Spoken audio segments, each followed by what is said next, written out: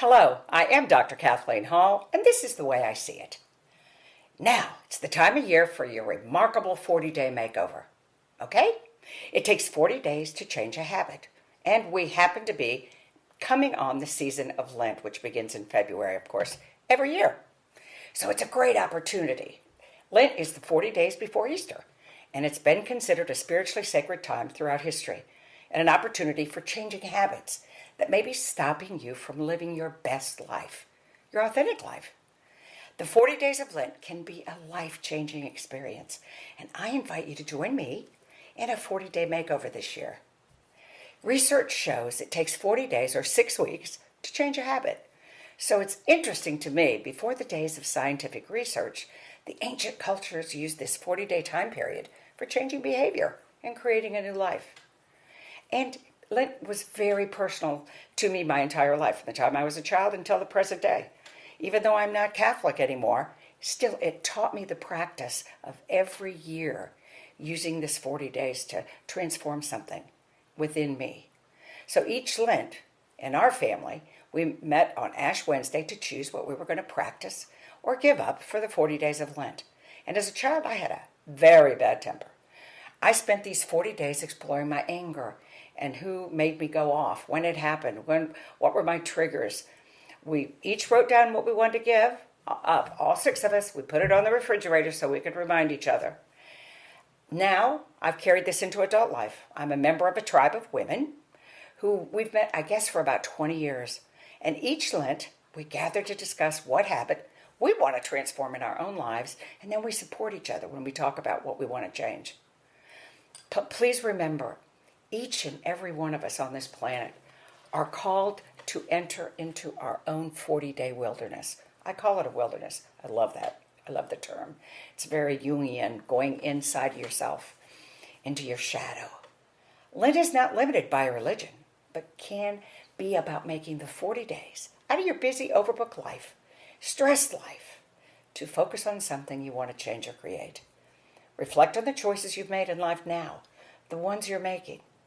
Are your choices leading you to your calling, to your joy, to your authentic life? Or are they leading you further away from happiness? It's a beautiful time of year. It's about slowing down. The 40 days of Lent can create a pattern that transforms you and leads you into living your authentic life, the life you were created to live. Bathe yourself in awareness and clarity.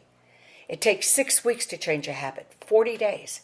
I invite you to create this family ritual, by the way, the 40 days each year with your family, your partner, co-workers, your really close friends. It's really cool. It kind of weaves your life together. It has us. Okay, let's talk about a habit versus a practice. A habit is an unmindful act. It's something you do often, all the time, without deciding to do it. It lacks that, deciding to do it each time you do it. It's a mindless action. It's like, for me, when I drop something and I curse, or I stub my toe and I say a nasty word. That's a bad habit, okay?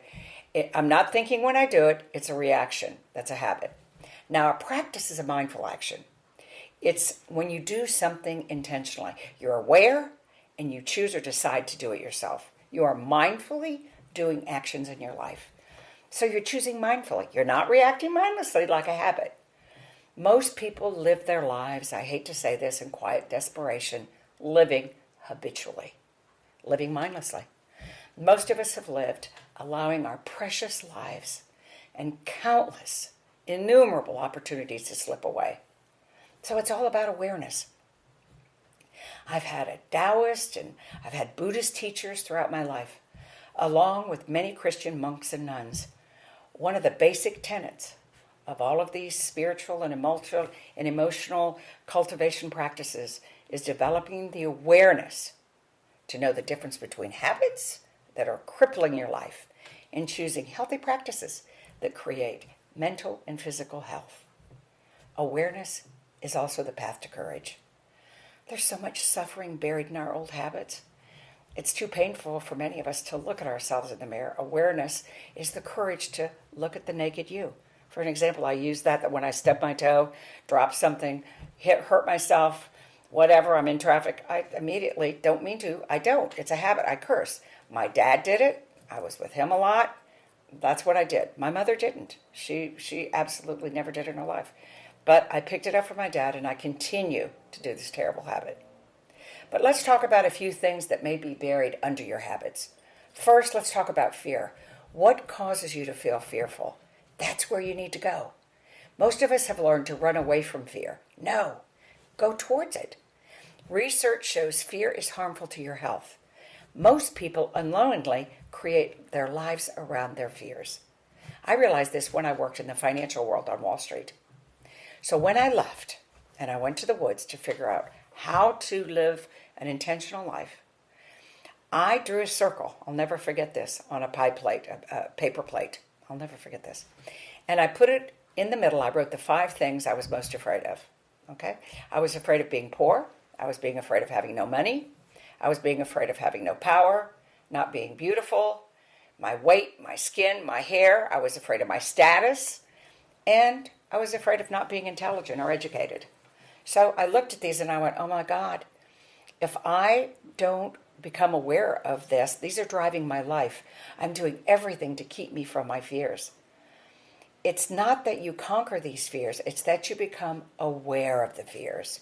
You can deal with them powerfully, not in fear and anxiety, but fear is, just think of it. Fear is excellent information. Write it down. Anger. Second, my life was being driven by anger. Explore your anger. Anger is a danger to your mental and physical health. Don't hate yourself for anger. Don't be ashamed by your anger. I was forever. I lived in shame because I was so angry.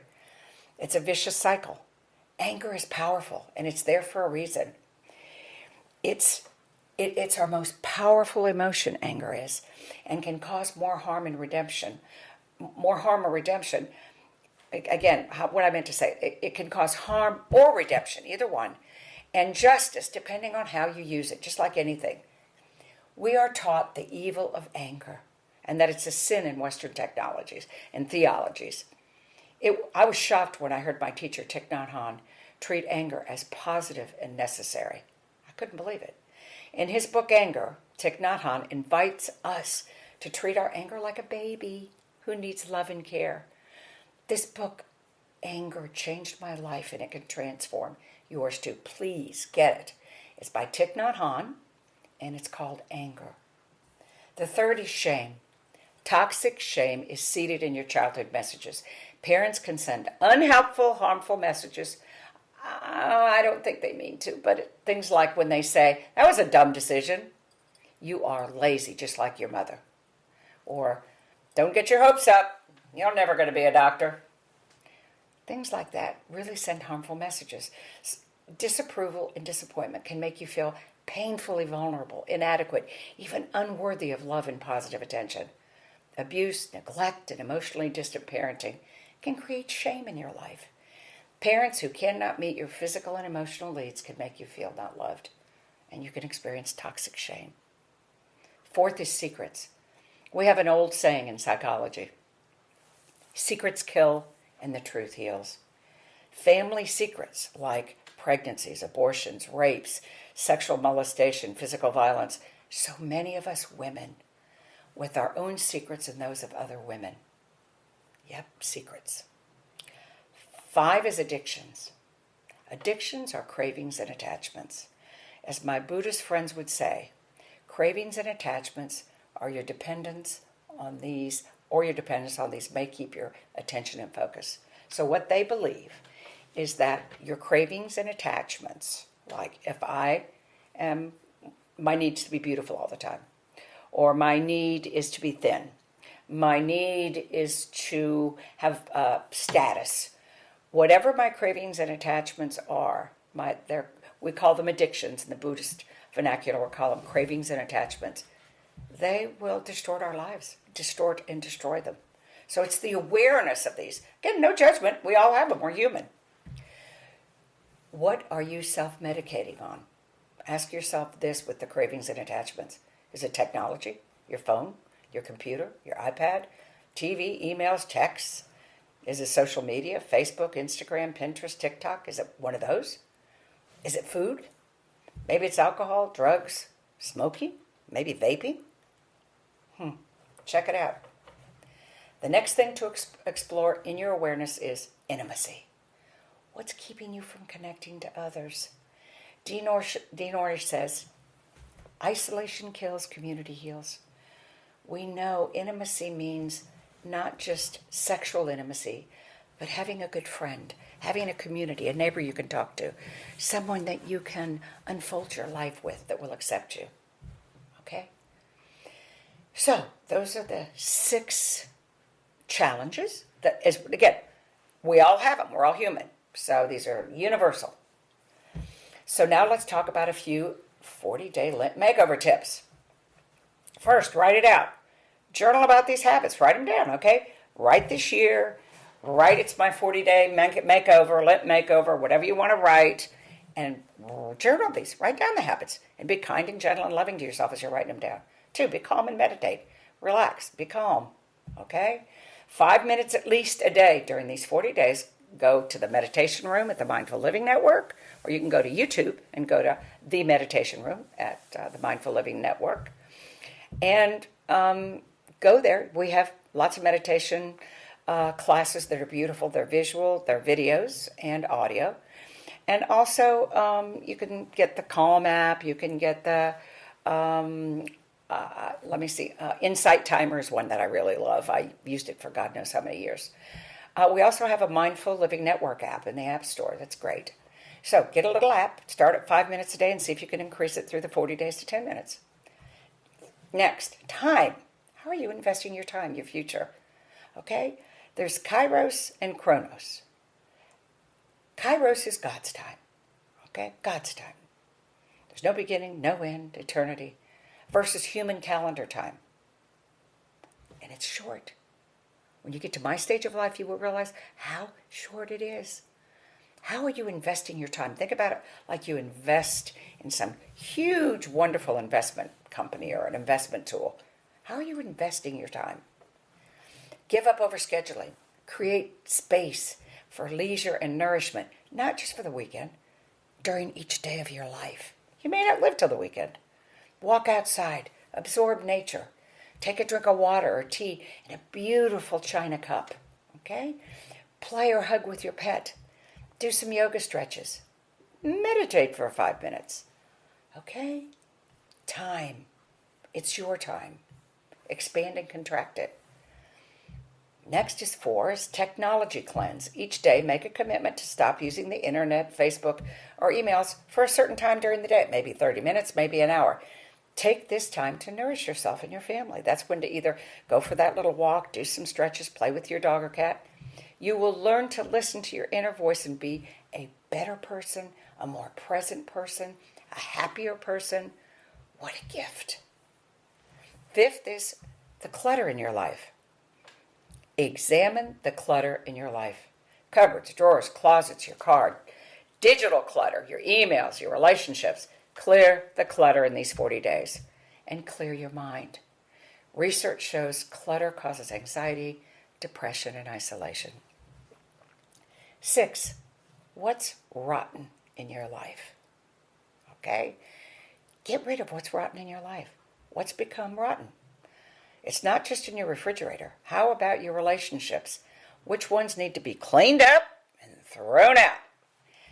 Counseling or disillusion? Meaning get rid of it or get counseling. What are you going to do? Dissolution.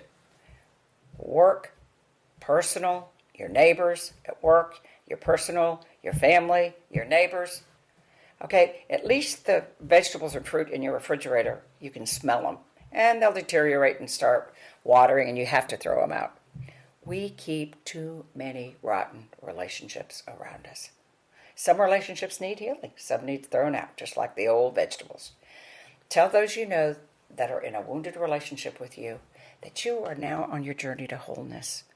So how can we move forward from here? Ask them. Talk about it.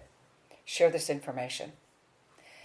Next, number 7 is organize. Each day, discover new ways to organize your life. Get a daily calendar that you like or love and use it daily to keep yourself organized. Don't forget to schedule in space for yoga stretches, short meditation, healthy snacks. Drink water throughout the day.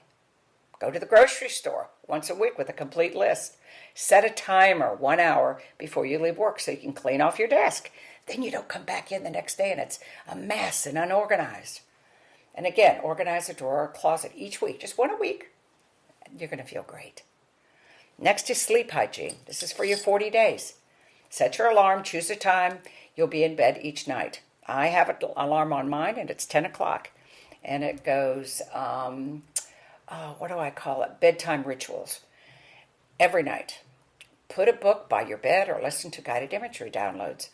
Both of these will create peace and health in your mind and your body and your soul. After 40 days, you'll wonder why you stayed up so late to watch the late shows. They rev you up, get you up. It's time to calm down, unplug, slow down, not rev up.